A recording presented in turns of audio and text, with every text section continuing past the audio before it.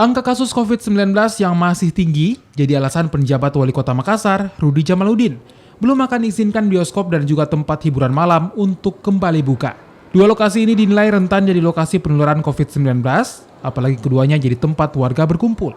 Untuk itu pemerintah Kota Makassar meminta warga untuk tetap bersabar hingga kasus COVID-19 benar-benar sudah menurun dan aktivitas bioskop dan tempat hiburan malam bisa kembali dibuka seperti sedia kala. Kepada THM terus terang potensi penularan di THM itu masih relatif tinggi ya, jadi kami minta kepada warga masyarakat untuk bersabar ya, kita bukan bertahap ya, jangan karena keteledoran dan ketidakhati-hatian kita dari masalah yang kecil lantas merusak apa yang sudah kita lakukan saat ini. Kita harus bertahap terukur.